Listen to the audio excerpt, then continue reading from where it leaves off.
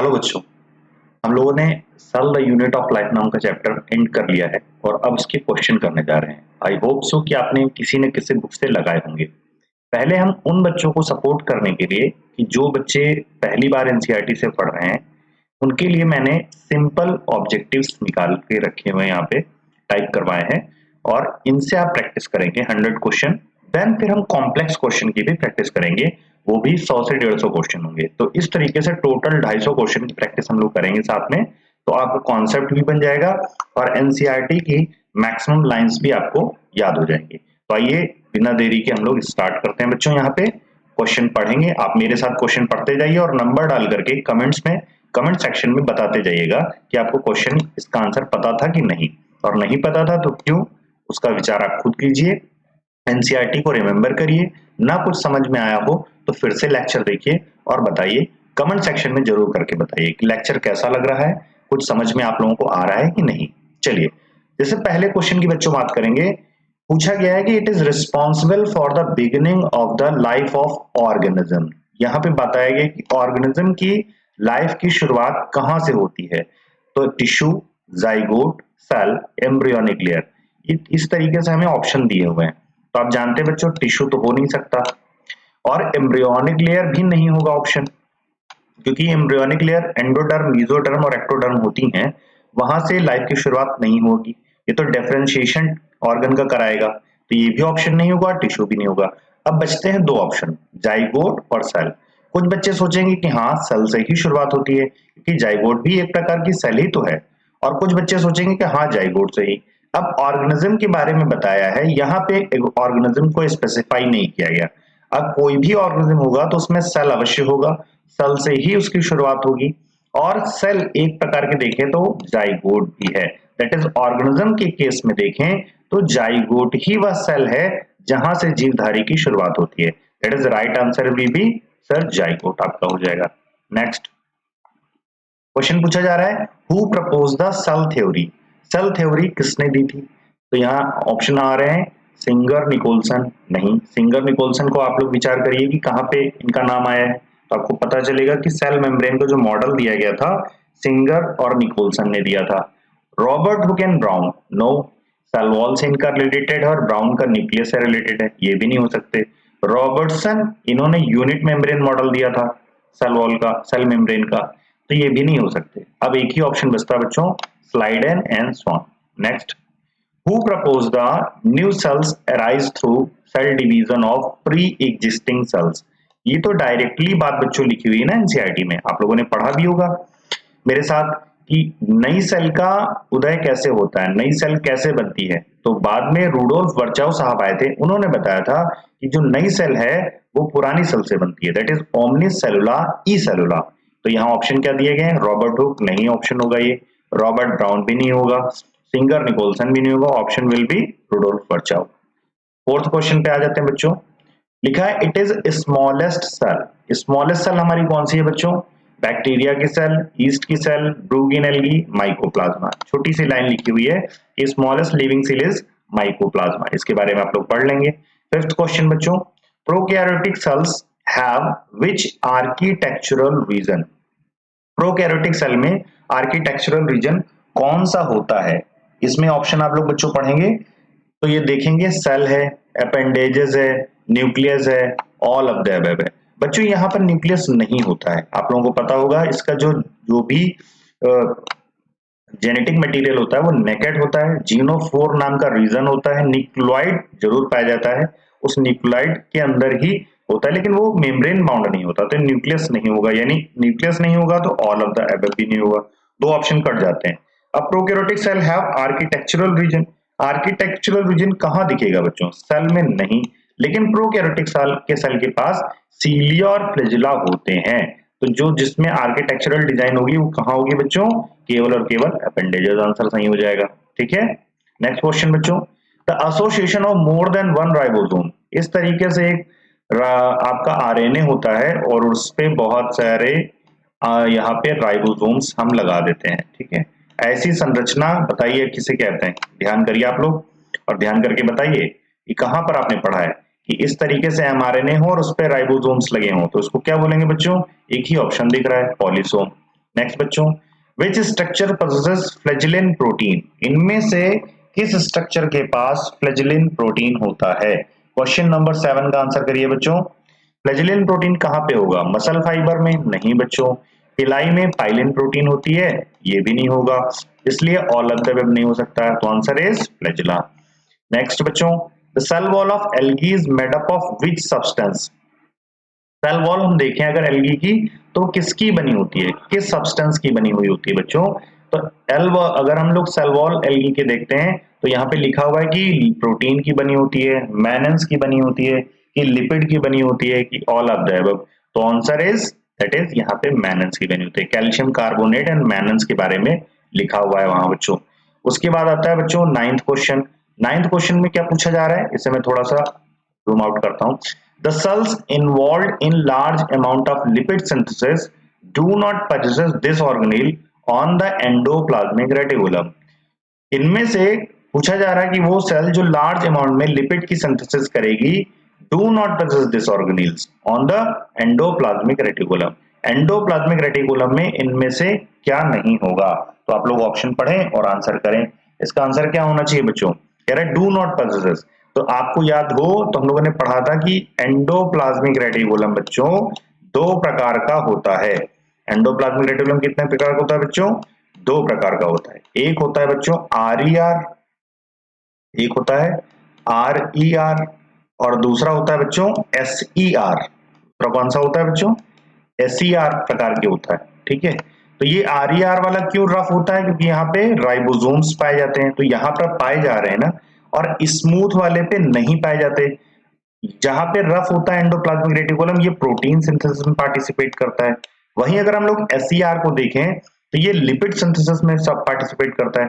तो इन्हीं दोनों में हमें डिफरेंशिएट करना है, यानी वो SER की बात कर रहा है कि जो एंडोप्लाज्मिक रेटिकुलम लिपिड सिंथेसिस करेगा वहां पर क्या नहीं होगा? तो आंसर इज बच्चों राइबोसोम्स नहीं होंगे।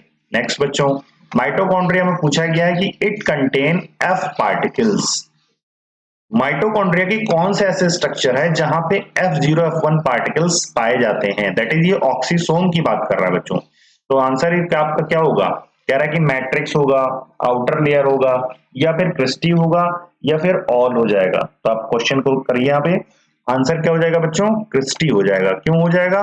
क्योंकि ये देखिए माइटोकॉन्ड्रिया है, ये इसकी आउटर मेम्ब्रेन है, यहाँ पे मैं लिख देता हूं OM जल्दी से, ये बच्चों OM है, that is outer mitochondrial membrane, और इनर मेम्ब्रेन इस तरीके से फोल्ड हो जाती है बच्चों at regular interval of time.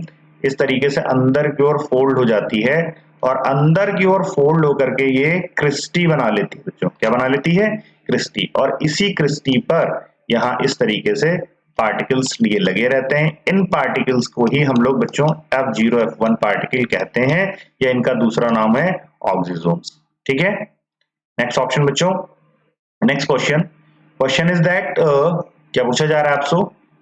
The material essential for the dark reaction are located in. भले आपने अभी डार्क रिएक्शन नहीं पढ़ा होगा, यहाँ पूछा जा रहा है कि जो डार्क रिएक्शन चलती है फोटोसिंथेसिस में, वो उसका मटेरियल कहाँ पाया जाता है? तो उसमें सर्कुलर DNA होता है, थैलाकॉइड होता है, ये स्ट्रोमा में पाया जाता है, ये राइबोसोम्स में पाया जाता है। तो डार्क रिएक्शन के लिए जो भी रिएक्शंस होती हैं डार्क रिएक्शन में, उनके लिए बच्चों आंसर क्या हो जाएगा आपका? उसका आंसर आपका होना चाहिए बच्चों thylakoid. The material essential for the dark reaction are located in, that is thylakoid. ठीक है, इसका आंसर बच्चों हो जाएगा आपका thylakoid। नेक्स्ट चलते हैं बच्चों, microfilament are made up of. Microfilament किसके बने होते हैं? तो माइक्रोफिलामेंट किसके बने होंगे बच्चों? माइक्रोफिलामेंट जो बने होंगे वो बच्चों बने होंगे प्रोटीन के। ये स्ट्रक्चर क्या हो जाएगा बच्चों? प्रोटीन का बना हुआ। फैट के नहीं हो सकते, कार्बोहाइड्रेट के नहीं हो सकते, न्यूक्लिक एसिड के नहीं हो सकते, और ये केवल और केवल किसके हो सकते हैं? प्रोटीन के बने हुए हो सकते हैं। 13 क्वेश्चन में क्या पूछा गया बच्चों? It possesses flagella. इनमें से किसके पास फ्लैजिला होगा? ईस्ट के पास होगा? नहीं होगा बच्चों। अमीबा के पास भी नहीं होगा, पैरामीशियम में भी नहीं होता है। जाकर के अपना आज आप सेकंड चैप्टर देखिएगा एनसीईआरटी में, उसमें जहां पे डाइवर्सिटी लिखी हुई है और लिविंग बीइंग की, वहां पे यूग्लिना का स्ट्रक्चर बना है। यूग्लिनोइड्स में आपको फ्लैजिला बच्चों दिख जाएगा। तो ये 13th आंसर हो गया। इसके बाद बच्चों चलते हैं 14th पे। 14 में क्या कह रहा है? It directs the formation of bipolar spindle during cell division. Cell division के समय बाइपोलर स्पिंडल, जैसे ये आपकी सेल डिवीजन होती है ना इस समय, तो यहाँ पर आपको बच्चों स्पिंडल एपरेटस बन के मिलता है इस तरीके से। फिर यहाँ से स्पिंडल फाइबर निकलते हैं और ये स्पिंडल फाइबर जाकर के इस मेटाफेजिक प्लेट पे जो क्रोमोसोम्स पाए जाते हैं इनसे अटैच हो जाते हैं, ठीक है, और इनको स्ट्रेच करने का काम करते हैं। तो यहाँ पूछा जा रहा है कि ये डायरेक्ट करता है formation of bipolar spindle during cell division. तो कौन है बच्चों? गोल्जी बॉडी नहीं, राइबोसोम्स नहीं बच्चों, सीलिया नहीं, एक ही ऑप्शन दिख रहा है, दैट इज सेंट्रियोल। इसके बाद नेक्स्ट क्वेश्चन आता है बच्चों कि in human which cell lack a nucleus. Human के अंदर ऐसी कौन सी है सेल जिसमें न्यूक्लियस नहीं होता है? तो हम लोगों ने पढ़ा था बच्चों ये आरबीसी होगी। और प्लांट सेल में कौन होगी बताएं आप लोग बच्चों, जल्दी से सोच करके बताइए। ट्रैकिड्स है ना बच्चों। नेक्स्ट बच्चों, the unit of phloem in which the nucleus is absent. लीजिए यहाँ पे फिर नया सा क्वेश्चन आ जाता है। 16th में पूछा जा रहा है कि इनमें से फ्लोएम की कौन सी ऐसी यूनिट होती है जिसमें कि न्यूक्लियस एब्सेंट होता है। तो आप लोग बच्चों आगे चल के पढ़ेंगे कि फ्लोएम जो कि प्लांट्स में भोजन को पहुंचाता है पत्तियों से लेकर के मल्टी डायरेक्शनल या बाई डायरेक्शनल वे में, उनमें 4 एलिमेंट होते हैं फ्लोएम के, sieve cell, sieve tube, companion cell और फ्लोएम पैरेन्काइमा। इन सब में किसमें नहीं होगा बच्चों? पूछा जा रहा है कि किसमें नहीं होगा। तो यहाँ पर बच्चों आपका आंसर हो जाएगा दैट इज सीव ट्यूब, ठीक है। सीव ट्यूब में आपके न्यूक्लियस नहीं होता। ये केवल और केवल तो इसके काम को करवाने के लिए कौन डायरेक्ट करता है? इसको डायरेक्शन देती है बच्चों कंपेनियन सेल। कंपेनियन सेल की मदद से सीव ट्यूब अपना काम करवाता है। नेक्स्ट बच्चों, नॉन मेम्ब्रेन सराउंड्स दिस ऑर्गेनील। ये ऐसा ऑर्गेनील है जिसमें मेम्ब्रेन नहीं होगी। कौन सा हो सकता है बच्चों? न्यूक्लियोलस पूछा जा रहा है, Golgi body, nucleus, lysosome. Lysosomal नहीं होगा, इसमें सिंगल मेम्ब्रेन होती है। गोल्जी बॉडी में भी मेम्ब्रेन होती है, न्यूक्लियस में भी मेम्ब्रेन होती है। तो आंसर हो जाएगा आपका न्यूक्लियोलस। नेक्स्ट क्वेश्चन बच्चों, it actively synthesized rRNA. Ribosomal RNA को कौन बनाता है एक्टिवली बच्चों? याद करिए जब हम लोग न्यूक्लियोलाई के बारे में पढ़ रहे थे, न्यूक्लियोलस के बारे में, कि ज्यादा न्यूक्लियोलस होंगे तो ज्यादा आरआरएनए बनेंगे, दैट इज न्यूक्लियोलस की यहाँ पर बात हो रही है। न्यूक्लियस मत लगा दीजिएगा बच्चों, it will be answer that is nucleolus ही आपका आंसर राइट होगा, ठीक है ना। तो स्पेलिंग देख करके आपको करना है। 19th क्वेश्चन में बच्चों बात करें कि in each chromosome centromere disc shaped structure, इसे क्या कहते हैं? तो हम लोग जरा एक क्रोमोसोम को बना करके देखते हैं तो पता चलेगा कि यहाँ क्या बात हो रही है। तो इस तरीके से हम क्रोमोसोम को ड्रा कर रहे हैं। ये हम लोगों ने क्या लगा दी इस पे? ये क्रोमेटिड लगी हुई है बच्चों, ये भी एक पेयर क्रोमेटिड लगी हुई है। इस बीच वाले हिस्से को हम लोग सेंट्रोमियर कहते हैं। और यहाँ मैं कलर चेंज करके आपको बताता हूँ कि काइनेटोकोर किस तरीके से दिखते हैं। तो ये सेंट्रोमियर को सराउंड करते हैं ऐसे किनारे किनारे से। पेरिफेरल रीजन में यहाँ पे काइनेटोकोर्स पाए जाते हैं और ये बच्चों डिस्क शेप के होते हैं। इनका काम क्या होता है कि ये जो स्पिंडल फाइबर आ रहे होते हैं इनसे अटैच हो जाते हैं। ये स्पिंडल फाइबर ही इनको घसीटने का काम करते हैं, ठीक है। उसी की वजह से सेंट्रोमियर के आगे चल के स्प्लिटिंग होगी।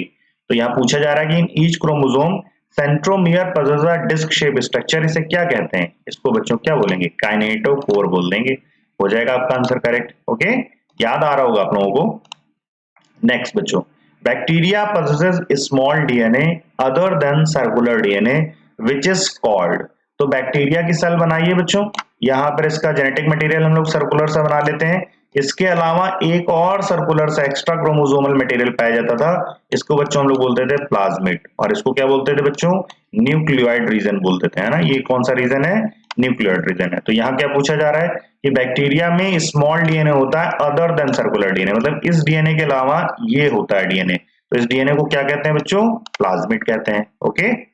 21st क्वेश्चन में देखें, it shows the presence of nucleoid. Nucleoid किस में पाया जाता है? तो कई बार हो चुका है, तो डायरेक्ट क्वेश्चन आ गया, दैट इज बैक्टीरिया में। नेक्स्ट क्वेश्चन बच्चों, the cell wall of fungi is made up of which substance. Fungi में अगर सेल वॉल को देखें तो किसकी बनी होती है? स्टार्च की नहीं होगी बच्चों, सेलुलोज की भी नहीं होगी। सेलुलोज की आपको प्लांट में दिख जाएगी। पैक्टिन की भी नहीं हो सकती, ये अन्य में होगी। यहाँ पर बच्चों काइटिन की बनी होती है, ठीक है। नेक्स्ट क्वेश्चन बच्चों, which organelle is not considered as a part of the endomembranous system। इसके लिए हम लोगों ने याद किया था, याद करें बच्चों, गर्ल वी। GERL एंड फिर नेक्स्ट V।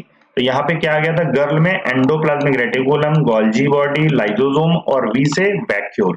तो देख लें बच्चों, कह रहा है कि कौन नहीं पार्ट होगा, तो वैक्यूल तो होगा, एंडोप्लाज्मिक रेटिकुलम भी होगा, लाइसोसोम भी होगा, तो क्लोरोप्लास्ट नहीं होगा। तो राइट आंसर इज बच्चों क्लोरोप्लास्ट। 24 क्वेश्चन में क्या बताया गया बच्चों, the chromosome in which the centromere is located at the end is. Centromere कहां जा रहा है बच्चों, कह रहा है कि एंड पे चला जा रहा है, तो क्रोमोसोम ऐसा कौन सा होगा बच्चों, लोकेटेड एट द एंड। तो इस तरीके से हम लोगों ने ड्रा किया था, ये क्रोमेटिड थी इसकी, और सेंट्रोमियर इस तरीके से किनारे पे चला गया था। किनारे पे, एकदम किनारे पे चले जाना, इसको क्या बोलते हैं बच्चों, टीलोसेंट्रिक क्रोमोसोम। कौन सा क्रोमोसोम होगा बच्चों, ये टीलोसेंट्रिक क्रोमोसोम हो जाएगा। नेक्स्ट बच्चों, select the unicellular organism which possess cilia. इनमें से कौन सा ऐसा यूनिसेलुलर ऑर्गेनिज्म है जिसके पास सीलिया होते हैं। अमीबा बच्चों, ये भी यूनिसेलुलर ही है, इसको प्रोटिस्टा में रखते हैं। पैरामीशियम को भी प्रोटिस्टा में ही रखते हैं बच्चों। ईस्ट को भी यूनिसेलुलर ऑर्गेनिज्म बताया गया है। तो यहाँ पर किसके पास होंगे बच्चों, अगर आपने इसका स्ट्रक्चर देखा हो तो कुछ ऐसे चप्पल के आकार का, स्लीपर एनिमलक्यूल बताते हैं इसको, इस तरीके का स्ट्रक्चर बच्चों आपने देखा होगा पैरामीशियम का, और इसमें खूब सारे ऐसे यहाँ पर सीलिया निकले रहते हैं, बहुत सारे सीलिया निकले रहते हैं। तो इसका राइट आंसर क्या होगा बच्चों, सीलिया किसमें होगा, तो सीलिया पाया जाएगा बच्चों पैरामीशियम में, क्योंकि यही सीलिया इसको हेल्प करते हैं, ये वाटर को मूव इन करते हैं, और ये जो वाटर है इसे गलेट से होता हुआ अंदर आता है, और ये जब सर्कुलेट करता है तो उसमें एनिमल कील वगैरह जो भी होते हैं यहाँ पे फाइटोप्लैंक्टन्स, वो इनकी खाने के काम में लिया जाता है। तो पैरामीशियम इज आंसर राइट हो जाएगा। नेक्स्ट क्वेश्चन बच्चों, विच is the example of unicellular organism. इनमें से कौन सा यूनिसेलुलर ऑर्गेनिज्म होगा बच्चों, एक सेल का बना हुआ। तो ये हो सकता है आपने अभी नहीं पढ़ा है क्योंकि आपने एल्गी नहीं पढ़ा हुआ है, बट फिर भी आप प्रयास कर सकते हैं। इस तरीके के क्वेश्चन जब आ जाए करें आपके टेस्ट में या एग्जाम में बाहर से, तो आपको घबराना नहीं होता है। आप ये सोचें कि अगर मैंने पढ़ा है तो ठीक है मैं कर ले जाऊंगा, अथवा तो आप उसे स्किप कर दीजिए, उसका गलत आंसर मत कीजिए। तो यहाँ एक सेल का ऑर्गेनिज्म कौन होगा बच्चों, आंसर इज क्लेमाइडोमोनास, ये यूनिसेलुलर होता है। नेक्स्ट बच्चों, who mention that cell had a thin layer around them. किसने बताया था कि बच्चों सेल के चारों ओर एक थिन मेम्ब्रेन भी हो सकती है, याद करें आप लोग बच्चों, थिन मेम्ब्रेन हो सकती है। Who mention that had a thin layer around them, that is यहाँ पे बच्चों बताया था स्वान ने। किसने बताया था बच्चों, ये स्वान ने आंसर किया था। Next 28, who mention that the presence of a cell wall is unique character of the plant cell. ठीक है बच्चों, who mention that the presence of a cell wall, cell wall की प्रेजेंस होना एक यूनिक कैरेक्टर है plant cell को। इसमें मैंने लेक्चर में आप लोगों को बताया था कि जब ये क्वेश्चन आएगा तो आप लोग सोचेंगे क्या कि यहाँ पे जो बॉटनिस्ट थे दैट इज स्लाइडन, उन्होंने ही बताया होगा क्योंकि उन्होंने प्लांट सेल की स्टडी की थी, बट ऐसा नहीं है। स्वान ने जब जीव जंतुओं की भी स्टडी की ली करी तो कंपैरेटिव स्टडी प्लांट की भी की, और कंपैरेटिव स्टडी करते हुए उन्होंने ये बात मेंशन की थी कि जो प्लांट होते हैं एनिमल की तुलना में थोड़ा सा डिफरेंट होते हैं, क्योंकि उनमें जो आउटर वॉल होती है वो सेल वॉल होती है, जबकि एनिमल में देखें तो आउटर वॉल जो होती है वो सेल मेम्ब्रेन होती है। नेक्स्ट बच्चों, 29th क्वेश्चन में पूछा गया कि कौन सा organelle found only in animal cell, animal cell में पाया जाएगा, प्लांट सेल में या अनदर कहीं नहीं होगा। तो बच्चों माइटोकॉन्ड्रिया तो प्लांट सेल में भी होता है, गोल्जी एपरेटस दोनों में होता है। क्लोरोप्लास्ट बच्चों पूछा है कि क्लोरोप्लास्ट, तो क्लोरोप्लास्ट फाउंड ओनली इन तो प्लांट सेल, लेकिन हमसे पूछा जा रहा है एनिमल सेल, तो यानी ये भी ऑप्शन नहीं होगा। तो एक ऑप्शन बचता है दैट इज सेंट्रियोल, क्योंकि आपस में सेंट्रियोल मिलकर सेंट्रोसोम्स बनाते हैं। Which is the biggest animal cell, ये देखिए फैक्ट आ गया, फैक्चुअल पूछा गया। पीपीएलओ नहीं होगा बच्चों, माइकोप्लाज्मा स्मॉलेस्ट सेल होती है, ये भी नहीं होगा। मुर्गी का अंडा पूछा गया है, हेंस एग, ये भी नहीं होगा बच्चों।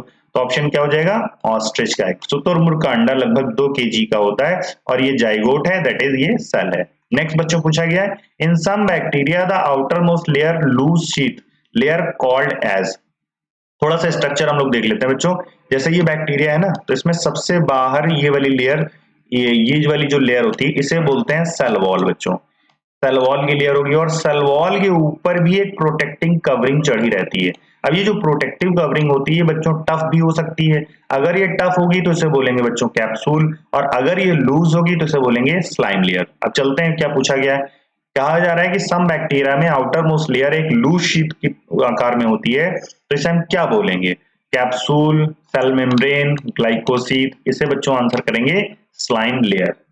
ठीक है, तो इस तरीके के आंसर जो आपको क्वेश्चन पूछे जाते हैं उनको पढ़ करके आपको बहुत बढ़िया से करना होता है। क्वेश्चन नंबर 32 में पूछा जा रहा है what is the function of SER?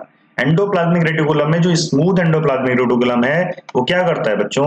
वो करता है लिपिड की सिंथेसिस, या हम कह सकते हैं स्टेरॉयड हार्मोन की synthesis.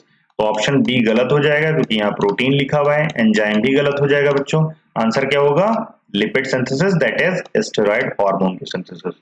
How many units occur in each stack pile of Golgi apparatus? ये फैक्ट पूछा गया है कि कितने यहाँ पर हो सकते हैं। तो बच्चों ये एनसीईआरटी में तो मेंशन नहीं है, बट इसका नंबर आप चाहें तो याद कर सकते हैं। 4 से लेके 8 तक स्टैक पाइल आपको दिख जाते हैं। इस तरीके से स्ट्रक्चर होते हैं। ये ऐसे एक होगा, फिर इस तरीके से 2 लगे होंगे, फिर ऐसा तीसरा हो जाएगा, फिर ऐसे बच्चों चौथा हो जाएगा। ठीक है, तो ये ऐसे पैरेलली एक दूसरे के साथ अरेंज होते हैं और इनका नंबर 4 से लेके 8 तक हो सकता है एक सेल में। नेक्स्ट बच्चों, what is produced when vesicle are separated from the Golgi body? Golgi body से जब वेसिकल सेपरेट होती है तो क्या बनाती है बच्चों? इसका आंसर आप सोच करके बताइए। मैंने बताया था कि लाइसोसोम का फॉर्मेशन कैसे होता है। ये जो वेसिकल्स है यहाँ से अलग हो जाती है और अलग होकर के इसमें बहुत सारे एंजाइम रहते हैं। इसके हम लोग कहते हैं बच्चों लाइसोसोम। एक्टिव ये रहता है, पीएच इसकी पीएच थोड़ी डाउन रहती है क्योंकि यहाँ हाइड्रोलेजेस एंजाइम भरे रहते हैं। ये सुसाइडल बैग है, सुसाइडल बैग की तरह काम करता है बच्चों। ठीक है, नेक्स्ट 35 में देखें, the area of cytoplasm without any cytoplasm is called as. कह रहा है कि साइटोप्लाज्म का वो एरिया जहां पे साइटोप्लाज्म नहीं पाया जाता है उसे क्या कहेंगे बच्चों? उसका आंसर क्या होगा? जहां पे साइटोप्लाज्म नहीं होगा वहां पे क्या बोलेंगे? अब बहुत सारे लोग बोल देंगे तो उसे हम यहाँ पे साइटोप्लाज्मिक गैप आंसर कर देते हैं, यही ठीक लगेगा क्योंकि यहाँ गैप दिख रहा है। बट क्या आपने कुछ ऐसा पढ़ा हुआ है? तो नहीं पढ़ा हो तो ये आंसर गलत है। माइटोकॉन्ड्रिया हो ही नहीं सकता बच्चों, क्लोरोप्लास्ट भी नहीं हो सकता। अब कौन सा आंसर है? वैक्यूल। क्यों आंसर है इसे एक्सप्लेन कर लेते हैं। ये बना लेते हैं एक छोटी सी सेल और यहाँ पर बना लेते हैं ये न्यूक्लियस, और न्यूक्लियस के बगल में बनाते हैं वैक्यूल। वैक्यूल 19% तक एरिया कवर कर सकती है। वैक्यूल के पास खुद की मेम्ब्रेन होती है, उसे बोलते हैं टोनोप्लास्ट, और वैक्यूल के अंदर excretory material, number of ions, ये सब फिल्ड रहते हैं बच्चों। तो ये काफी ज्यादा एरिया कवर कर रही है, लेकिन इसमें साइटोप्लाज्म वाला फ्लूइड नहीं फिल्ड है। तो वही हमसे जानकारी मांगी जा रही है कि द एरिया ऑफ साइटोप्लाज्म है, तो ये साइटोप्लाज्म का ही एरिया, लेकिन किसने कवर कर लिया है? वैक्यूल की। और यहाँ पर साइटोप्लाज्म नहीं है, यहाँ पे वैक्यूल में फ्लूइड भरा हुआ है। तो आंसर इज बच्चों वैक्यूल। 36 क्वेश्चन में पूछा गया 36 में कि which organelle is responsible for the degradation of worn out cell?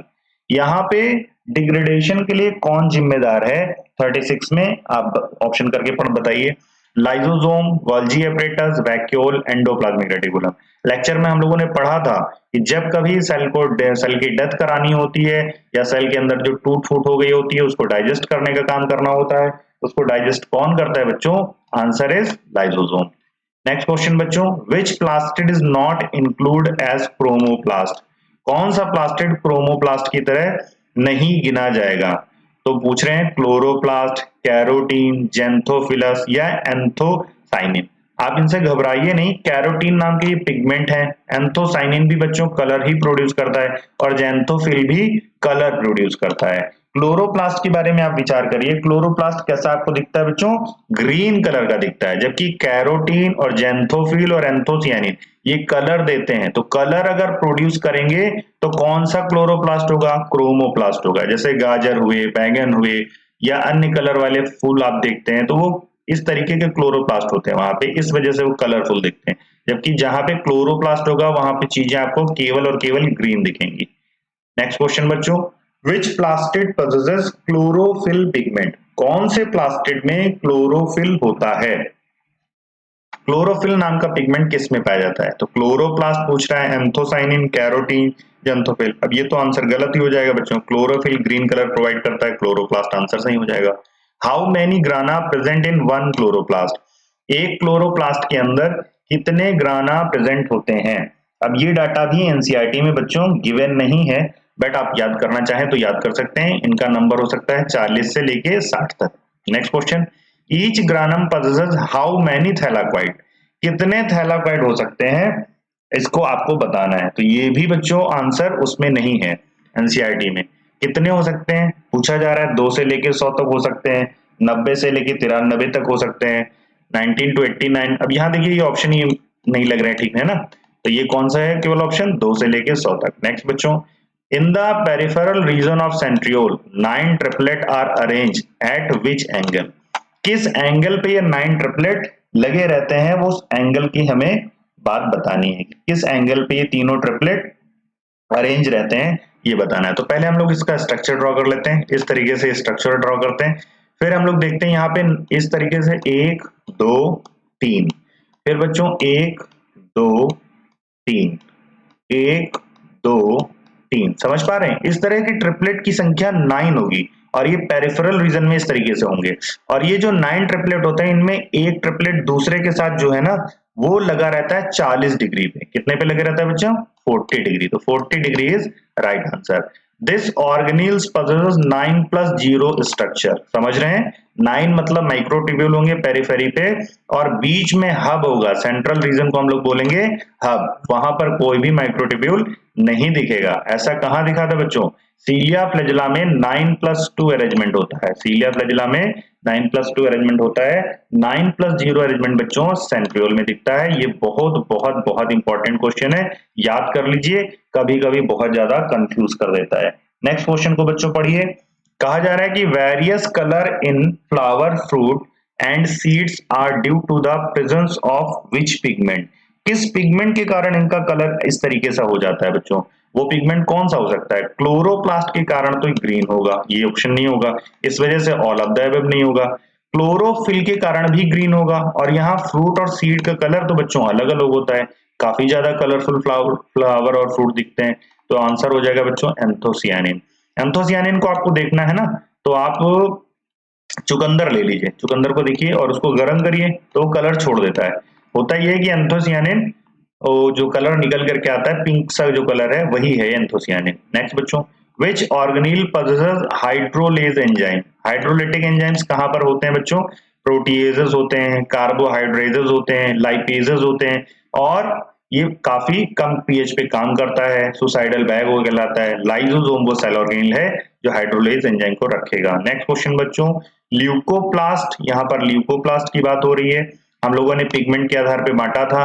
Which store protein is known as, leucoplast कह रहा है, ल्यूकोप्लास्ट का मतलब है कि कलरलेस प्लास्टिड है लेकिन प्रोटीन को स्टोर कर रहा है, इसलिए इसका नाम क्या हो जाएगा बच्चों, एलिरोप्लास्ट, क्योंकि एलिरोप्लास्ट ही वो प्लास्टिड है जो कि प्रोटीन को करता है। क्लोरोप्लास्ट बच्चों ग्रीन होता है, एमाइलो और स्टार्च को करता है synthesis.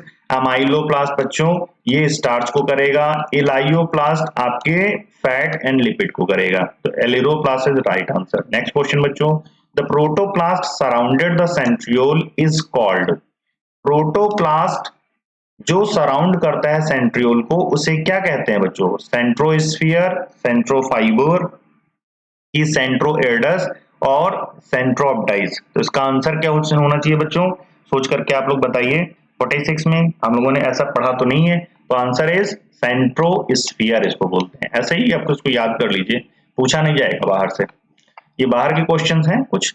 Like a zygote any cell of the body is capable of producing a new individual is known as, क्या पूछा जा रहा है कि जाइगोट की ही तरह any cell of body capable होती है प्रोड्यूसिंग अ न्यू इंडिविजुअल, और इसे क्या बोलते हैं, टोटीपोटेंसी, डिफरेंशिएशन, ग्रोथ के रिप्रोडक्शन। ये कौन सी प्रॉपर्टी होती है जिसके कारण ऐसा होता है बच्चों, तो याद करिए, this is the property totipotency. हम लोग जब टिश्यू कल्चर पढ़ेंगे 12th में, 12th की बुक से, तो मैं आपको बताऊंगा कि टोटीपोटेंसी एक प्रॉपर्टी ऐसी होती है जिसमें किसी भी ऑर्गेनिज्म की एक सेल को हम कैपेबल करवा लेते हैं और उससे पूरे ऑर्गेनिज्म को हम बनवा सकते हैं। प्लानेरिया इसका सबसे अच्छा एग्जांपल है बच्चों।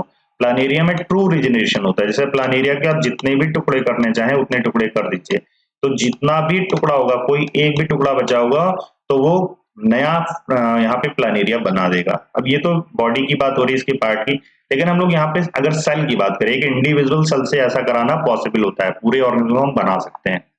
48 क्वेश्चन में पूछा गया है which organelle is associated with the formation of basal granule, cilia and flagella. Basal granule कौन बनवाता है, सीलिया कौन बनवाता है और फ्लैजिला कौन बनवाता है? तो answer is blepharoplast, that is basal body कौन बनवाता है? सेंट्रोसोम। तो आंसर फर्स्ट हो जाएगा, दैट इज सेंट्रोसोम। बच्चों 49 पे आप लोग मूव करिए, 49 क्वेश्चन को पढ़िए। द नंबर ऑफ माइटोकॉन्ड्रिया पर सेल डिपेंड अपॉन द, ये क्वेश्चन एनसीईआरटी में सच दिया हुआ है कि वो सेल जिनमें फिजियोलॉजिकल एक्टिविटी ज्यादा होगी वहां पर नंबर ऑफ माइटोकॉन्ड्रिया ज्यादा होंगे। तो आंसर हो जाएगा आपका first. How many basic shape of bacteria are there, ये तो रटा रटा क्वेश्चन है बच्चों। 4 बेसिक शेप होते हैं। कौन कौन सा बच्चों? बैसिलस, कोकस एंड विब्रियो, है ना। विब्रियो आपका कॉमन शेप हो जाता है और स्पाइरलम, ये BCVS याद कर लीजिए। यहाँ पे 4 शेप होते हैं, तो आंसर फर्स्ट हो जाएगा। Next question, which structure serve as a protective layer against attack by phagocytes by virus, इनमें कौन सा ऐसा स्ट्रक्चर है जो कि प्रोटेक्टिव लेयर की तरह काम करता है attack by phagocytes and by virus? तो फाइगोसाइटोसिस करने वाली सेल से बचाता है, साथ में वायरसेस से भी बचाता है। तो 51 का आंसर क्या हो सकता है बच्चों, सोच करके बताइए। ये आंसर क्या होगा बच्चों? कैप्सूल। यहाँ पर क्या होगा आंसर? कैप्सूल। ये किसके परिप्रेक्ष्य में बात की जा रही है? ये बैक्टीरिया के बारे में बात की जा रही है कि बैक्टीरिया को कौन प्रोटेक्ट करता है फाइगोसाइटोसिस होने से, क्योंकि जब ये हमारी बॉडी के अंदर आता है तो हमारी जो मैक्रोफेजेस होती हैं, WBC होती हैं, इसको मार देती हैं, फाइगोसाइटोसिस इसकी हो जाती है। तो उसको बचाने का काम इसका कैप्सूल करेगा। और वायरसेस भी कुछ ऐसे बैक्टीरियोफेजेस होते हैं जो बैक्टीरिया को किल कर देते हैं, तो उनको भी बचाने का काम कैप्सूल ही करेगा। नेक्स्ट बच्चों, how much diameter is the ribosome in a prokaryotic cell? Prokaryotic cell में इसका क्या हो सकता है डायमीटर बच्चों? That is 20 nanometre. नेक्स्ट बच्चों, अच्छा एक क्वेश्चन मैं आपसे पूछ रहा हूं, उसका आंसर आप कमेंट बॉक्स में करिएगा कि प्रोकैरियोटिक सेल में और यूकैरियोटिक सेल में क्या डिफरेंस होता है राइबोसोम के बेसिस पे? 70s, 80s और ये कहां कहां पाए जाते हैं? बुक से मत देखिएगा, जो भी आपके विचार मन में चल रहे हैं थॉट्स, वो अपने दिमाग से डाल करके यहाँ पे डालिए। ना गूगल से आपको देखना है ना बुक से देखना है, मुझे पता करना है कि लेक्चर पढ़ने के बाद आपको कितना याद है। नेक्स्ट बच्चों 53 में which organelle possesses circular DNA? Circular DNA कहां पर पाया जाता है? इस तरीके का डीएनए कहां दिखता है? कह रहा है क्लोरोप्लास्ट में होगा, लाइसोसोम में होगा कि राइबोसोम में होगा कि गोल्गी एपरेटस? गोल्गी एपरेटस में नहीं होता, राइबोसोम में mRNA होता है, लाइसोसोम में कोई प्रकार का डीएनए या आरएनए होता नहीं है। हाँ, 2 सेल ऑर्गेनेल्स हैं जिनमें बैक्टीरिया की तरह का सर्कुलर डीएनए मौजूद होता है। तो ये डीएनए कौन सा होगा? वरना तो आंसर होगा क्लोरोप्लास्ट अथवा तो माइटोकॉन्ड्रिया। माइटोकॉन्ड्रिया है नहीं, इसलिए आंसर क्या हो जाएगा? क्लोरोप्लास्ट बच्चों। Next question, select the correct option from the column first and the column second. अब यहाँ कॉलम फर्स्ट और कॉलम सेकंड को हमें मिलाना है। अब ये पेज में ऊपर नीचे थोड़ा सा हो गया है, कोई बात नहीं, आप पढ़ करके इसका आंसर कर सकते हैं। कॉलम फर्स्ट में बच्चों दिया गया है टिपिकल एनिमल सेल, फिर दिया गया है जाइगोट, फिर दिया गया ह्यूमन आरबीसी और फिर दिया गया है प्लांट एंडोस्पर्म। तो टिपिकल प्लांट सेल में क्या होगा? Uni nucleus, bi nucleus, nucleus is absent, या यहाँ लिखा हुआ है मल्टी न्यूक्लियस। तो टिपिकल प्लांट सेल आपको बच्चों कैसी दिखती है? आप बताइए बच्चों, पी का ऑप्शन कौन सा हो सकता है? पी का मुझे लगता है यहाँ पे टिपिकल अगर एनिमल सेल होगी तो यूनी न्यूक्लियस होगी, यानी पी का सेकंड यहाँ पर है, पी का थर्ड यहाँ है, पी का फर्स्ट। तो एक ही ऑप्शन से पता चल रहा है बच्चों, पी का सेकंड हो जाएगा। तो क्यू का क्या हो जाएगा? क्यू का आपका हो जाएगा जाइगोट। जाइगोट के बारे में पूछा जा रहा है, जाइगोट कैसा होता है? तो जाइगोट बच्चों किससे मिलकर के बना है? जाइगोट मिलकर के बनता है स्पर्म से, साथ में बच्चों यहाँ पर ये बना हुआ है ओवा से। तो स्पर्म में भी न्यूक्लियस था और ओवा में भी न्यूक्लियस था, दोनों न्यूक्लियस आपस में फ्यूज हो जाते हैं, फ्यूजन के बाद ये बाई न्यूक्लियस की कंडीशन हो जाती है। तो कह सकते हैं कि जो जाइगोट होगा वो बाई न्यूक्लियस होगा। तो यहाँ पे बच्चों क्यू का थर्ड हो जाएगा। फिर उसके बाद ह्यूमन आरबीसी के बारे में पूछा जा रहा है हमसे कि ह्यूमन आरबीसी कैसी होगी? तो उसमें न्यूक्लियस होता ही नहीं है, तो ये फोर्थ ऑप्शन हो जाएगा, यहाँ आर का फोर्थ करेक्ट है। अब बचा एक ही ऑप्शन, प्लांट का एंडोस्पर्म कैसा होता है? तो वो मल्टी न्यूक्लियस होता है, क्योंकि इसको हम लोग कहते हैं फ्री एन होता है एंजियोस्पर्म में, ये ट्रिप्लॉइड होता है। ठीक है, जब हम लोग पढ़ेंगे रिप्रोडक्शन इन फ्लावरिंग प्लांट तो इसकी चर्चा कर लेंगे। नेक्स्ट बच्चों, फिर मैचिंग वाला टाइप का आगे क्वेश्चन कि select the correct option from the column first with the column second. अब कॉलम फर्स्ट में कौन कौन है? माइक्रोफिलामेंट, माइक्रोट्यूब्यूल और फ्लैजिला। यहाँ पर इसी तरीके से दिया गया है glycocalyx, actin and the tubulin. यहाँ पर एस ऑप्शन भी है, outer most layer of bacteria and the flagella. अब आउटर मोस्ट लेयर की बात करें तो एस का हो जाएगा बच्चों फर्स्ट ऑप्शन, दैट इज ग्लाइकोगैलिक्स। तो एस का फर्स्ट देखिए यहाँ पर है, यहाँ नहीं है, तो बस इसी से आपको देखिए ऐसे ही पता चल जा रहा है। बहुत सिंपल टाइप की क्वेश्चन मैंने फ्रेम किया आपके लिए कि जिससे आप इजिली कर पाए। तो पी का बच्चों क्या हो जाएगा, माइक्रोफिलामेंट एक्टिन प्रोटीन के बने होते हैं, ठीक है। तो यहाँ पर ये एक्टिन प्रोटीन का हो जाएगा आपका, और सॉरी बच्चों ये ट्यूबुलिन हो जाएगा इसका माइक्रोफिलामेंट का आंसर, पी का थर्ड। तो ये वाला ऑप्शन गलत हो जाएगा, है ना, ये ऑप्शन गलत हो जाएगा, क्यू का थर्ड ये ऑप्शन करेक्ट होगा। तो पी का सेकंड, क्यू का थर्ड एंड आर का first, that is flagella. Flagella का ऑप्शन किसके साथ ठीक बैठेगा, आर का फर्स्ट। यहाँ पे ऑप्शन बच्चों गलत गलत हो गए हैं आई थिंक। चलिए इस क्वेश्चन को आप कर लीजिए क्योंकि ये मैच नहीं कर रहा उस हिसाब से, ठीक है। नेक्स्ट बच्चों पूछा जा रहा है 56 में 56 में, इन column first organelle is given and column second its function is given, select the correct option. यहाँ माइटोकॉन्ड्रिया, क्लोरोप्लास्ट है, लाइसोसोम एंड एसईआर है। तो माइटोकॉन्ड्रिया को क्या कहते हैं बच्चों, ये एटीपी को फॉर्मेशन करता है ना, ये एटीपी को बनाता है, स्टोरेज हाउस ऑफ एटीपी है। तो ये पी का आपका फोर्थ होना चाहिए, पी का फोर्थ ऑप्शन कहाँ, यहाँ है और यहाँ नहीं है, तो वरना तो ए करेक्ट होगा वरना सी। अब आगे चलते हैं, क्लोरोप्लास्ट क्या करेगा बच्चों, ये फोटोसिंथेसिस करेगा, तो क्यू का थर्ड हो जाएगा, यहाँ भी मैच कर रहा है। अब लाइसोसोम को देखते हैं, तो it is a suicidal bag, suicidal bag है, तो यहाँ से हो जाएगा आर का फर्स्ट, जैसे ए का करेक्ट हो जाएगा, ठीक है। नेक्स्ट बच्चों फिर वही मैचिंग वाला क्वेश्चन आ गया है, रॉबर्ट हुक का संबंध किसके साथ है, तो रॉबर्ट हुक का संबंध बच्चों यहाँ पर है जो, वो हो जाएगा आपका सेल के साथ संबंध हो जाएगा, ठीक है। फिर रॉबर्ट ब्राउन साहब का न्यूक्लियस के साथ रिलेशन है, स्लाइडन का रोल बच्चों सेल थ्योरी से है, और कैमिलो गोल्गी का रिलेशन बच्चों गोल्गी एपरेटस से है। तो उसको आप मैच कर लेंगे, है ना बच्चों, जो भी ऑप्शन आपका करेक्ट बैठेगा। नेक्स्ट फिर से मैचिंग वाला क्वेश्चन पूछा जा रहा है कि क्लोरोप्लास्ट सिंगल लेयर स्ट्रक्चर होता है डबल लेयर। क्लोरोप्लास्ट को देखें तो it is a double layer, outer membrane permeable होती है, इनर लेस परमेबल होती है, वहां पे पोरिन प्रोटीन पाई जाती है, ये फैक्ट मैंने आपको बताया था। लाइसोसोम में सिंगल मेम्ब्रेन होती है, मेम्ब्रेन लेस नहीं होता, जबकि न्यूक्लियोलस बच्चों विदाउट मेम्ब्रेन होता है। फिर मैं कह रहा हूँ ऑप्शन मैच करिए, पी का सेकंड देख लीजिए, पी का सेकंड यहाँ पर पाया जा रहा है, क्यू का फर्स्ट, दैट इज क्यू का फर्स्ट, क्यू का फर्स्ट के लिए जूम आउट करना पड़ेगा मुझे, तो डी ऑप्शन, इसमें तीन ही ऑप्शन दिए गए हैं क्या, तो यहाँ पे तीन ऑप्शन है, एक ऑप्शन मैच मिसमैच के नहीं कर रहा, दैट इज यहाँ पे देखिए क्यू का फर्स्ट हो जाएगा और न्यूक्लियोलस इसका इस तरीके से हो जाएगा, तो ये ऑप्शन, यही ऑप्शन इसमें बनेगा बच्चों। 59 में देख लेते हैं, 59 में क्या चल रहा है, 59 पूछा गया सेलेक्ट मिसमैच ऑप्शन। सेंट्रियोल में 9+0 होता है, ठीक है, सीलिया में 9+2 अरेंजमेंट होता है, ठीक है, फिम्बरी कंजुगेशन के काम में आती है, ठीक है, और मिडिल लैमेला क्या, लिग्निन, नो बच्चों, कैल्शियम और मैग्नीशियम पेक्टेट का बना होता है मिडिल लैमेला, लिग्निन का नहीं होता है, लिग्निन तो एक डेड मटेरियल, डेड कर देता है जहां भी इसका डिपोजिशन होगा, तो ये गलत हो जाएगा बच्चों। फिर अगला क्वेश्चन आता है select correct option. Lysosome suicidal bag है, ओके, राइबोसोम लिपिड सिंथेसिस करता है, नहीं बच्चों ये प्रोटीन सिंथेसिस करता है, यहाँ पर प्रोटीन सिंथेसिस ही इसका ऑप्शन होगा, क्योंकि यहाँ एमआरएनए होता है और राइबोसोम मिलकर के प्रोटीन सिंथेसिस कराते हैं, लिपिड सिंथेसिस नहीं कराता है, इसीलिए तो ये स्मूथ एंडोप्लाज्मिक रेटिकुलम पे प्रेजेंट नहीं होता, तो ऑप्शन आपका यही करेक्ट हो जाएगा। नेक्स्ट बच्चों सेलेक्ट, अच्छा करेक्ट पूछना था, ओ सॉरी हम लोग इनकरेक्ट कर रहे हैं, यहाँ पे लाइसोसोम सुसाइडल बैग है, ये सही बात है बच्चों, ये सही है, ये गलत है, लिपिड सिंथेसिस नहीं करता, इनकरेक्ट, और एसईआर प्रोकैरियोटिक सेल में होगा ही नहीं, माइटोकॉन्ड्रिया का ग्राना के साथ संबंध नहीं है। Next which assertion is false, अब असर्शन रीजन वाले हमसे पूछे जा रहे हैं कि suicidal bag possesses double layer structure, यही फॉल्स होगा, सिंगल लेयर का होता है लाइसोसोम।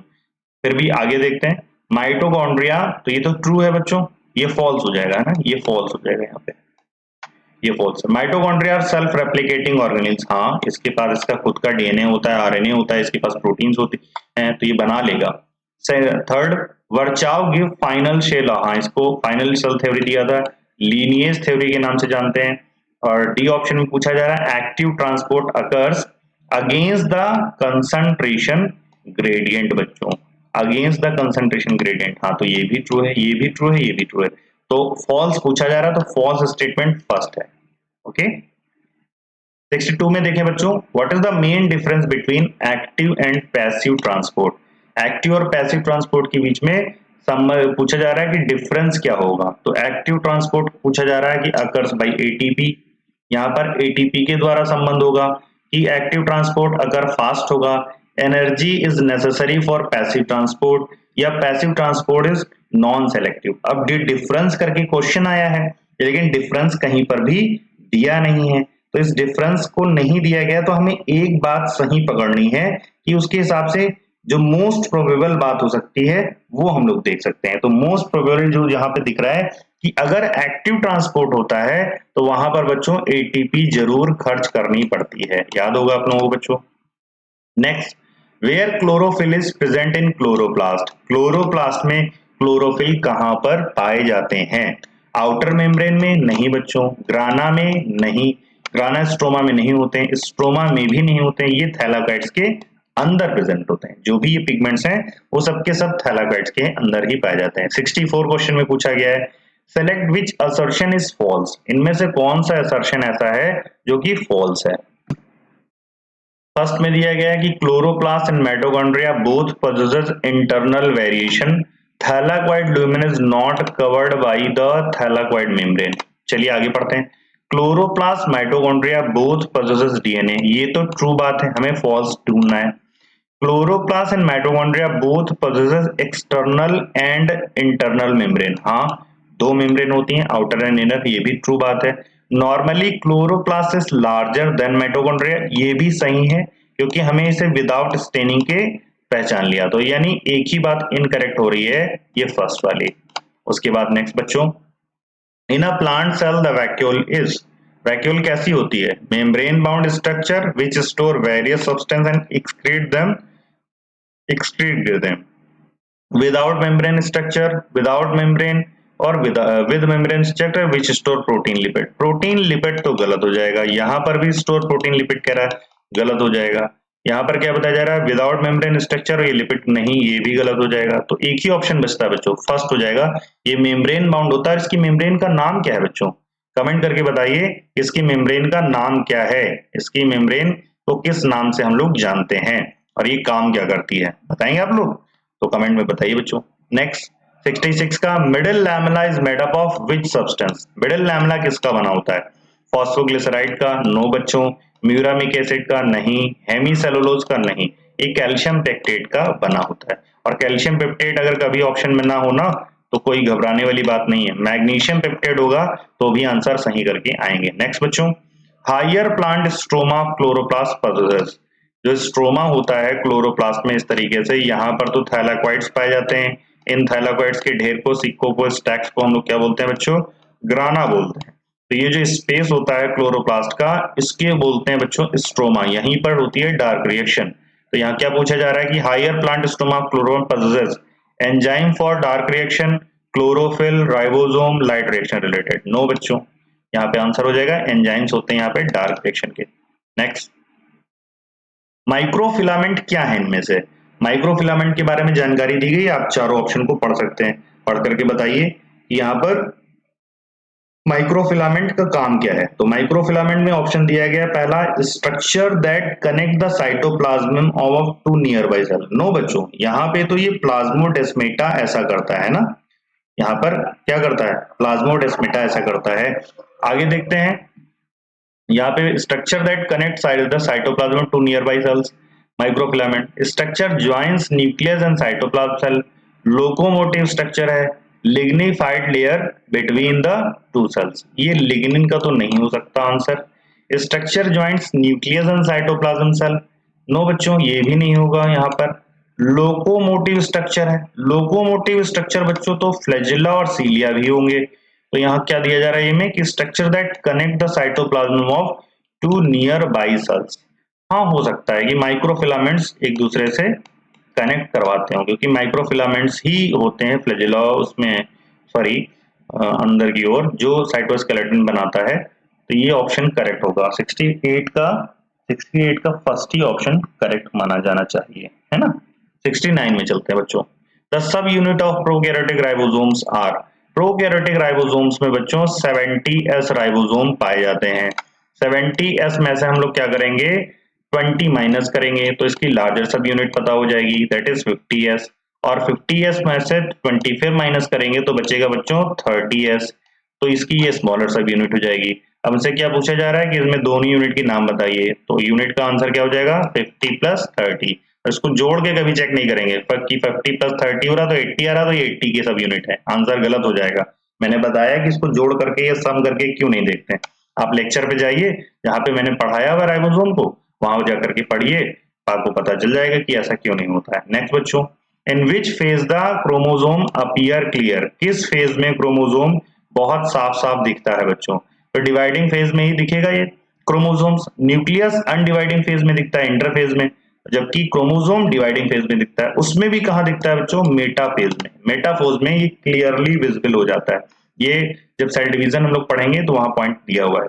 नेक्स्ट बच्चों 78 71 में, the plasma membrane is made up of, plasma membrane किस चीज की बनी हुई है, protein, lipid, only lipid, carbohydrate and lipid, carbohydrate and protein. No बच्चों, प्रोटीन और लिपिड, साथ में कार्बोहाइड्रेट होता है बट थोड़ा सा होता है, तो इसका 52% एंड 40% का रेशियो होता है प्रोटीन लिपिड का बच्चों। Next, what substance synthesize in smooth endoplasmic reticulum, smooth endoplasmic reticulum क्या सिंथेसाइज करेगा बच्चों, लिपिड करेगा। ये तो दोबारा रिपीटेड क्वेश्चन हो गया। Which of the following sentence is false, इनमें से फॉल्स क्या है, lysosome possess a double layer structure, यही गलत ऑप्शन है, सिंगल मेम्ब्रेनस होता है। लाइसोसोमल इज सुसाइडल बैग, ये ट्रू है बच्चों। लाइसोसोम डाइजेस्ट ऑल माइक्रोमोलिक्यूल्स, ठीक है। Lysosome possess hydrolase enzyme, okay ठीक है, ये भी बात। 74, cells are a structure and functional unit of organism, who found out, किसने बताया था कि सेल्स जो हैं स्ट्रक्चरल और फंक्शनल यूनिट होती हैं ऑर्गेनिज्म की। यहाँ पे देखिए कहा जा रहा है रॉबर्ट हुक, एरिस्टोटल, मेंडल, इन तीनों के नाम गलत है बच्चों, ये सेल थ्योरी का पार्ट है, स्लाइडन और स्वान ने ये बताया हुआ था। ठीक है बच्चों, नेक्स्ट क्वेश्चन पे चलते हैं हम लोग 75 पे।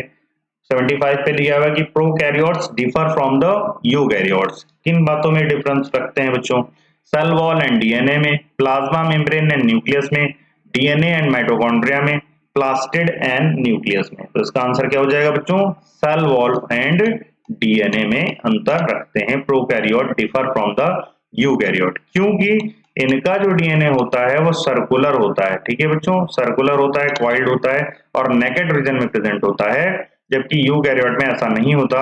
यहाँ पर जो डीएनए होता है बच्चों कवर्ड रहता है न्यूक्लियस के अंदर। दूसरी बात सेल वॉल की इन्होंने कर ली, तो सेल वॉल का कंपोजिशन भी दोनों में अलग अलग होता है। नेक्स्ट बच्चों, what is correct about the fluid mosaic model, fluid mosaic model के बारे में क्या बात सही है। कहा जा रहा है कि लिपिड बाइलेयर होती है and protein include in it. हाँ, तो लिपिड बाइलेयर होती है, अगर आपको बनाना ही है बच्चों तो बना सकते हैं, इस तरीके से बनाएं। हाइड्रोफिलिक हेड होता है बच्चों और हाइड्रोफोबिक टेल होता है, इस बात को आप याद रखेंगे।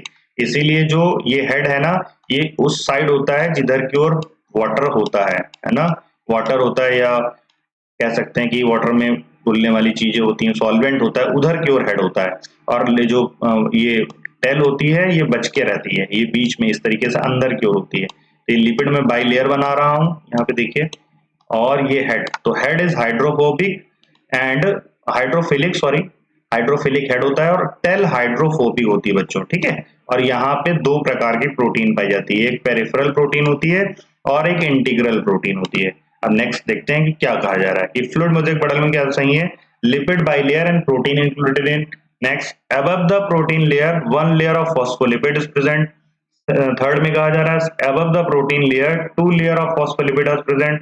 फिर फोर्थ में कहा जा रहा है प्रोटीन की बाई लेयर होती है, फॉस्फोलिपिड इंक्लूडेड, ये भी गलत ऑप्शन है बच्चों। सी के बारे में देखिए, कहा जा रहा है above the protein layer two layer of phospholipid, नहीं ये भी गलत है, बाई लेयर होता है बच्चों। above the protein layer one layer of phospholipid, ये भी गलत है।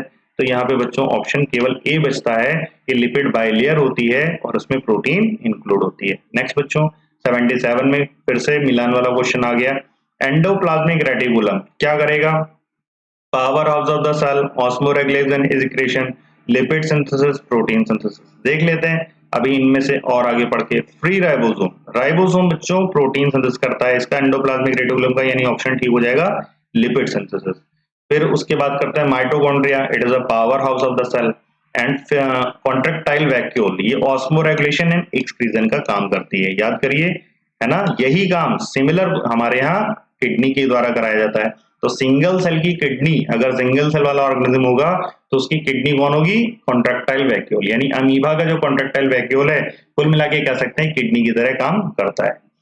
78 में पूछा गया बच्चों न्यूक्लियोलस इज कहाँ लोकेटेड होता है, located in the nucleus, possesses rRNA and chromatin and possesses a spherical structure. अच्छा, नेक्स्ट रॉड लाइक स्ट्रक्चर होता है, स्फेरिकल स्ट्रक्चर हो जाता है, present in the cytoplasm near nucleus, none of the above.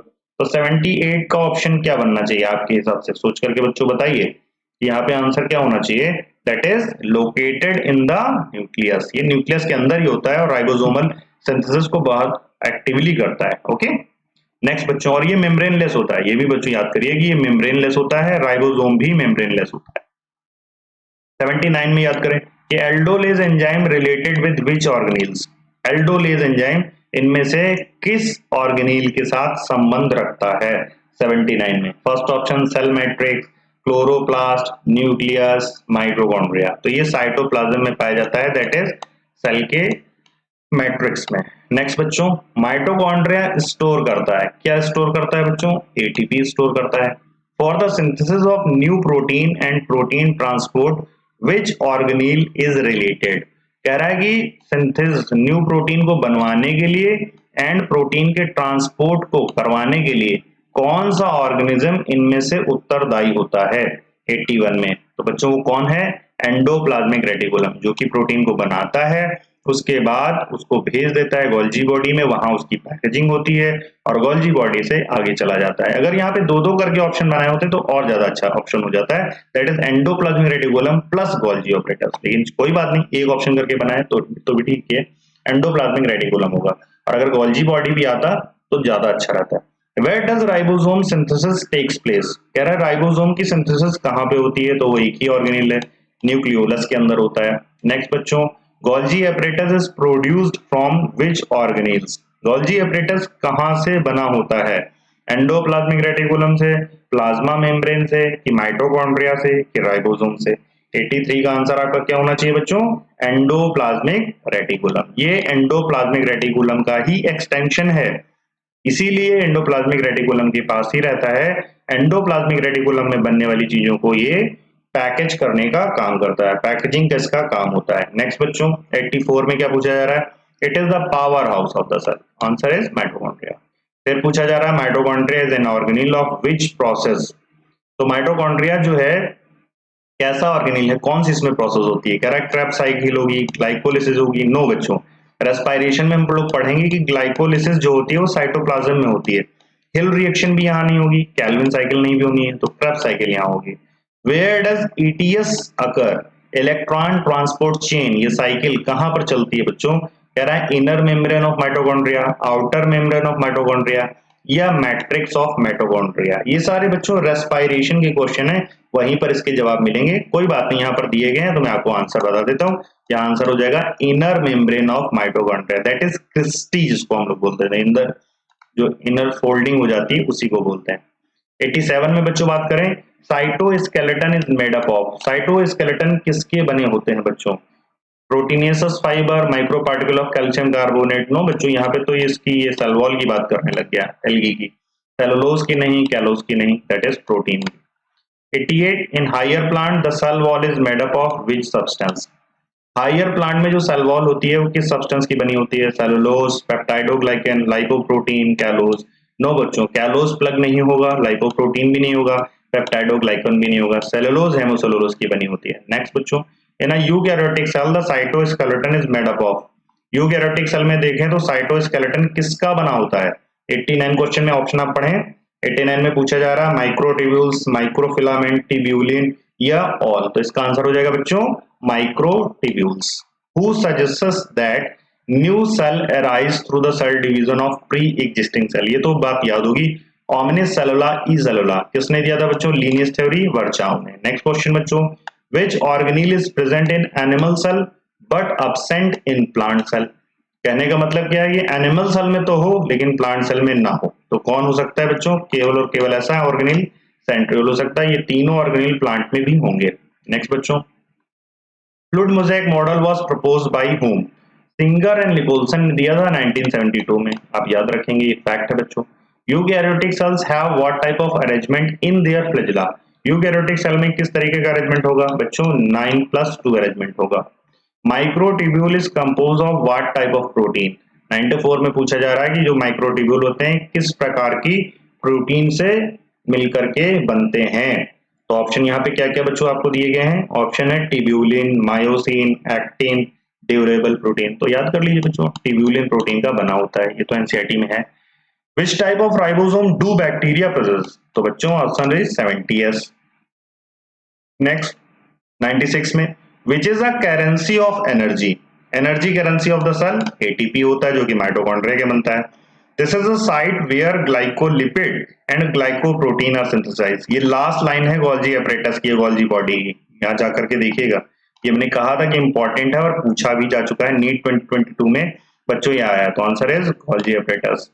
98, the organelle that produce ATP is?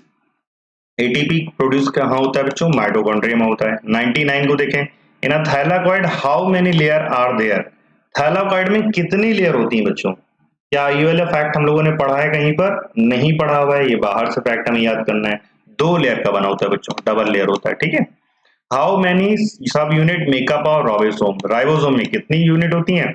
चाहे 70S होता है या 80S होता है, दोनों में बच्चों 2-2 यूनिट होती हैं। ओके बच्चों, तो यहाँ पे हमारे अब 100 क्वेश्चन कंप्लीट हो गए। अब क्वेश्चन आगे नहीं है। ये 100 क्वेश्चन बहुत सिंपल थे कोई कहेगा, बट ये 100 क्वेश्चन ऐसे हैं जो एनसीईआरटी को कवर करते हैं। Through out the NCERT cover होती है। तो आप लोगों को ये डिस्क्रिप्शन में मैं पीडीएफ डाल दूंगा, इसको आप बच्चों डाउनलोड कर सकते हैं पीडीएफ को, और घर पे भी आप प्रैक्टिस कर सकते हैं। लेकिन इन क्वेश्चन को प्रैक्टिस करने से पहले आप एक बार वो जो 4 पार्ट में मैंने सेल थ्योरी पढ़ाया हुआ है एनसीईआरटी से लाइन बाय लाइन, उसको आप पढ़ लीजिए। और उस लेक्चर को जब भी आप देखिए तो अपनी एनसीईआरटी अवश्य खोल करके देखिए, हाईलाइट करिए और उसी टाइप से फैक्ट्स को याद करिए। क्योंकि अगर लाइन बाय लाइन आप याद नहीं करते एनसीईआरटी को तो कुछ भला नहीं होने वाला है। और एनसीईआरटी को छोड़कर अगर आप किसी कोचिंग के मटेरियल को पढ़ रहे हैं या टेस्ट सीरीज के मटेरियल को पढ़ रहे हैं और एक्स्ट्रा पढ़ रहे हैं, तो आप विद्वान तो हो जाएंगे अवश्य, आपको नॉलेज जरूर हो जाएगी, लेकिन बच्चों सिलेक्शन नहीं होगा। ये कड़वी सच्चाई है। अगर आपको नीट में सिलेक्शन चाहिए तो केवल और केवल एनसीईआरटी एनसीईआरटी एनसीईआरटी की गांठ बांध लीजिए बच्चों। 86, 87, 88 क्वेश्चन तक एनसीईआरटी से डायरेक्ट पूछे जाते हैं। कभी कभार किसी ईयर में होता है कि 1 से 2 क्वेश्चन बाहर से थोड़ा मॉडिफाइड करके आ जाए तो आ जाए, लेकिन वो भी एनसीईआरटी की नॉलेज से ही आता है और उसको आप कर ले जाएंगे क्योंकि आप लोग टेस्ट सीरीज ज्वाइन करते हैं। तो कहीं ना कहीं क्वेश्चन आप देखा हुआ होता है, उसको आप थ्रू करके ही आएंगे। तो 90 क्वेश्चन की तैयारी करिए, यानी 360 नंबर आपको फाइनल में लाने हैं। इसी तरीके से हम लोग हर चैप्टर के क्वेश्चन किया करेंगे। अब ये मैंने आपको 100 सिंपल क्वेश्चन कराए हैं, इसी तरीके से मैं आपको 100 से ज्यादा अब कॉम्प्लेक्स क्वेश्चन कराऊंगा अगली बारी में। तब तक आप इन क्वेश्चन को करके रखिए। मिलते हैं नेक्स्ट सेशन पे।